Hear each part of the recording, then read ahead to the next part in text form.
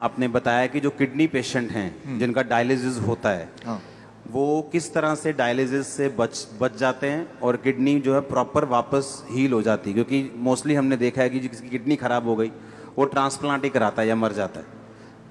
ये एक इम्पॉर्टेंट बात है जो मैं आपको बताना चाहता हूँ ताकि आप इसको उन लोगों तक पहुँचाएं जिनको इसकी ज़रूरत है।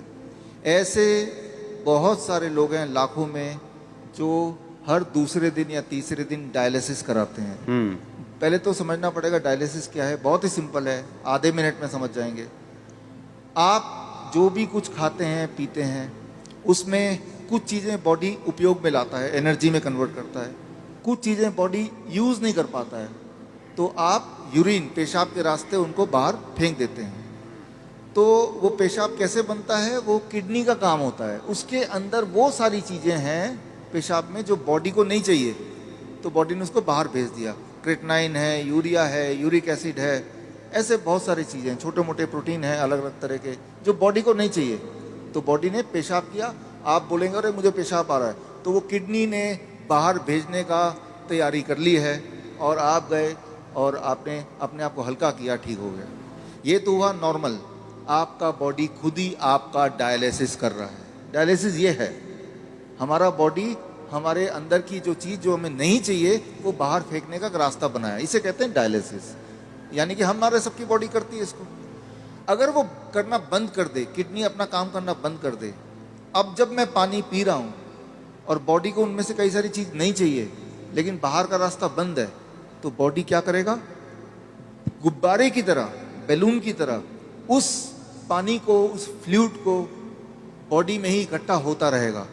ऐसे लोगों के पैर आप देखेंगे हाथी की तरह हो जाते हैं, सूज जाते पैर, हाथ सूज हाँ, जाते हैं, पैर हाथ सूज जाते हैं, गले मुंह सूज जाता है। तो क्या है, उनका जो यूरिन आउटपुट है, पेशाब या तो कम हो गया है या खत्म हो गया है। अगर आपसे बोलें कि एक दिन बिना पेशाब किए रहना है, इम्पॉसिबल। कितना दर्दनाक हो सकता है। और ऐसे लोग फिर मशीन की मदद लेते हैं। वो मशीन वो खींचता है खून में से वो ऐसे पानी जो खराब है और निकाल के बाहर करता है। इसका मतलब हर दूसरे दिन उसको ऐसा करना पड़ता है और दूसरे दिन तक बॉडी में पानी जमा रहता है। और जबकि बॉडी में पानी जमा रहेगा तो उसका हार्ट के ऊपर भी बोझ है, लंग्स के ऊपर भी बोझ है।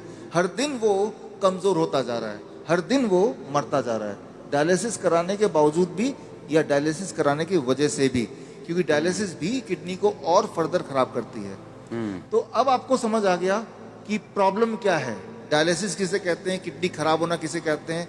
ऐसे लोगों को पहचानेंगे कैसे, आप जब देखेंगे। हम कैसे पहचानते हैं ऐसा पेशेंट को, कोई रिपोर्ट की ज़रूरत नहीं है मुझे, आपको भी ज़रूरत नहीं है। आप सिर्फ ऊपर से नीचे देखेंगे, अगर पैर हाथ में सूजन है थोड़ा बहुत भी, तो समझ लीजिए कि किडनी फेलियर की तरफ आप बढ़ चुके हैं। लेकिन घबराने की बात नहीं है।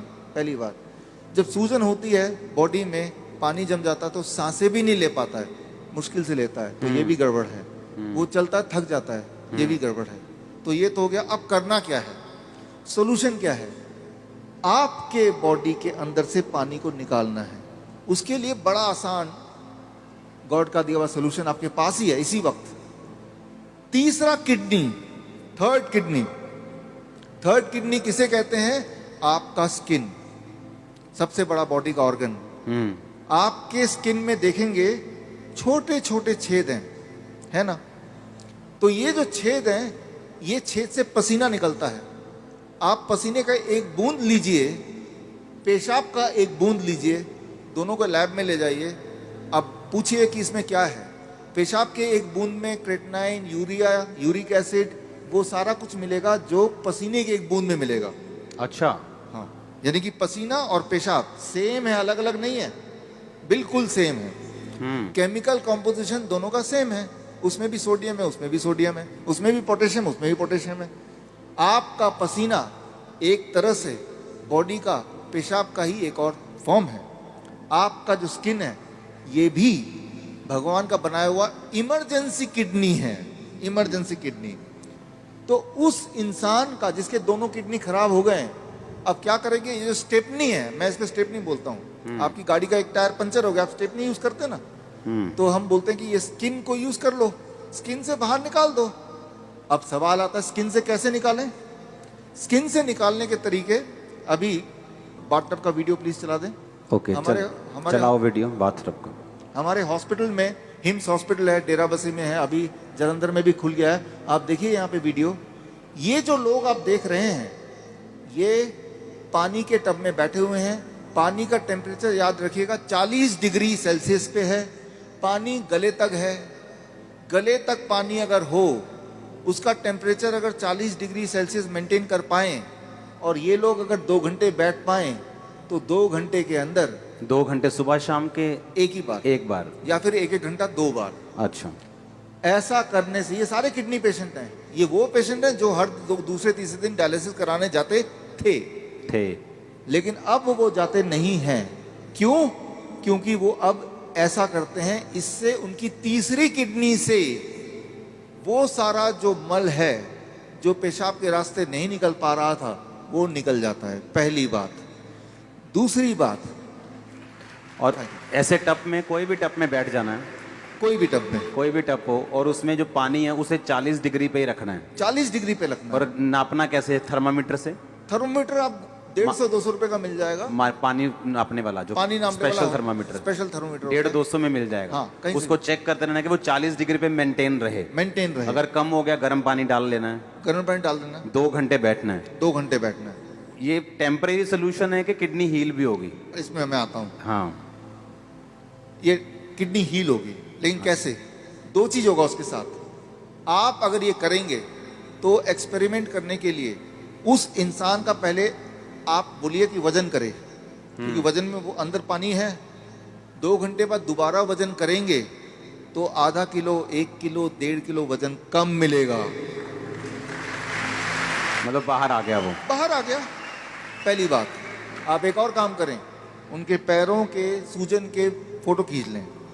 2 घंटे बाद दोबारा देखें, अरे सूजन कहाँ गया? अरे बाहर चला गया, उसको बॉडी ने बाहर भेज दिया। एक और काम करें, किडनी पेशेंट की एक दिक्कत होती है, उनका बीपी बहुत हाई रहता है। क्यों? गुब्बारे को जैसे फुलाएंगे तो प्रेशर बढ़ गया ना, तो बॉडी भी तो गुब्बारे की तरह फूल रही है, पानी अंदर डल डल के, तो प्रेशर बढ़ता जा रहा है। तो चाहे कितनी भी दवा खा लें किडनी का पेशेंट, प्रेशर उनका बहुत ज्यादा होता है, ब्लड प्रेशर। अच्छा, लेकिन तो अब पहले प्रेशर नाप लें, ज्यादा ही मिलेगा 200/100। अब पानी में बिठाएं, और अब पानी में बिठाने के बाद 2 घंटे बाद दोबारा प्रेशर नापें, तो प्रेशर कम हो जाएगा। कम से कम 40 यूनिट कम हो जाता है, किसी का 20 यूनिट कम हो जाता है, लेकिन कम जरूर होता है, हर एक का कम होता है। तो जो मेन सिम्टम होते हैं किडनी पेशेंट के, वो सारे सिम्टम एक क्लासिक सिम्टम होता है। मोस्टली बोलते हैं कि किडनी आपकी श्रिंक हो गई है जी, किडनी सुंगड़ गई है, सिकुड़ गई है, वो काम नहीं कर रही। हाँ, वो फिर से बढ़ेगी कि नहीं बढ़ेगी, ऐसे ही रखना पड़ेगा पेशेंट को? ये बड़ा इंटरेस्टिंग है। ये सवाल बहुत सारे पेशेंट ठीक होने के बाद भी पूछते हैं। ठीक होना कैसे पता चल गया? कि अब उनको ये करने की जरूरत नहीं है। 3 महीना लगातार करने के बाद अब करने की जरूरत ही नहीं है। अब पेशाब भी नॉर्मल हो रहा है, सूजन भी नहीं आ रही है, ब्लड प्रेशर भी नॉर्मल है, यानी ठीक हो गया। लेकिन वो क्रिएटिनिन और यूरिया, क्रिएटिनिन भी नॉर्मल आ गया, यूरिया भी नॉर्मल आ गया, यूरिक एसिड भी नॉर्मल है, सारा कुछ नॉर्मल हो गया। हाँ, ब्रीदिंग भी नॉर्मल है। साइज किडनी का। अब आता है साइज। तो साइज के लिए वो बोलता है तो DTPA स्कैन करने बोलते हैं। हालांकि हम रिकमेंड नहीं करते, लेकिन स्कैन कराते हैं। तो पहले वाला साइज उसके पास था, पहले भी स्कैन कराया था, 3 महीने बाद दोबारा स्कैन कराते हैं। तो स्कैन में वो साइज बढ़ी हुई दिखाई देती है, मतलब वो किडनी जो है वो बढ़ चुकी है, फिर से साइज उसका अच्छा हो रहा है, अच्छा हो गया। और ये स्कैनिंग बताती है। हाँ, और वो जो स्कैनिंग बताती है, वो स्कैन पहले और बाद के वो किताब में है, और ये किताब मैं चाहता हूँ कि आपके हाथों से इसका लॉन्च हो जाए। हाँ, ठीक है। हाँ, और ये जो किताब को बनाने में, ऑब्जर्वेशन स्टडी में जिन्होंने मुख्य भूमिका निभाई है, हमारे डॉक्टर संजीव सूद जी हैं। आप भी एक बार आ जाएं। डॉक्टर गगन है, ये भी आ जाएं। दयानंद आयुर्वेदिक कॉलेज में इन्होंने हमारे साथ मिलके हमें मदद करते हुए इस चीज़ को दुनिया तक पहुंचाने के लिए काम किया। प्लीज़ आ जाएं। डॉक्टर अनु, प्लीज़ कम। किताबें और भी हैं, 2 ले आते हैं। इसका नाम है प्रत्यारोपण, यानी किडनी ट्रांसप्लांट का अंत। किडनी, आपकी खुद की किडनी ही काम करेगी, किसी और की किडनी की कोई आवश्यकता नहीं है। भगवान का दिया हुआ किडनी, उसी को स्टार्ट करना है, उसी को काम करना है। तारीफ करो सब। थैंक यू आओ। Thank you thank you. अच्छा, हमने कितने ऐसे लोग आपके लोग मोहल्ले में ऐसे आपने देखे होंगे जो किडनी ट्रांसप्लांट नहीं करा सकते, डायलिसिस नहीं करा सकते, मर जाते हैं। देखे कि नहीं देखे? चर्च में हील होते हमने देखे हैं, लेकिन जो बहुत से लोग हैं जो यीशु मसीह को नहीं जानते हैं, हमने हॉस्पिटल्स में देखा है। मेरे फ्रेंड्स हैं जो हॉस्पिटल्स चलाते हैं चैरिटेबल, वो बताते हैं कि किडनी पेशेंट किस तरह से आते हैं और उनके पास मशीन्स नहीं है, उनके पास स्ट्रक्चर नहीं है और लोग ऐसे ही मर रहे हैं। और देखो, जब डाइट का जिक्र होता है तो यकीन नहीं होता कि डाइट से कैसे कोई हील हो सकता है, और ये भी यकीन नहीं हो रहा कि बाथटब में बैठ के या ऐसे ऐसे करके कैसे कोई हील हो सकता। और उसको खाना क्या है किडनी पेशेंट को? सेम DIP डाइट प्लस ये जो मैंने बताया, ये 2 घंटे बैठना है। 2 घंटे बैठना है। कई बार लोग 2 घंटे नहीं बैठ पाते, तो 1 घंटा करके 2 बार बैठ लिया। कई बार 1 घंटा भी नहीं बैठ पाते, चलो 40 मिनट करके 3 बार बैठ गए। 2 घंटे का आपको रूटीन पूरे दिन भर में 2 घंटे बैठते ना, तो यहाँ से जितने पोर्स हैं तब जाके पूरा निकलता है। ये एक रूटीन बनता है। और 3 महीने बाद फिर उसकी किडनी अपने आप काम भी करना शुरू करती है। अपने आप काम करना शुरू करती है, तो फिर ये बंद कर देना है। डाइट चलेगा जिंदगी भर, डाइट चलेगी। हाँ, इसको बंद कर देना है। ये बंद हो जाएगा। ये बंद हो जाएगा और पेशेंट नॉर्मल रहेगा। पेशेंट अब वो पेशेंट ही नहीं है। अब वो पेशेंट नहीं, अब पेशेंट नहीं है, वो आप और हम जैसे हैं। नॉर्मल हो गया वो हमारे। दर्शकों के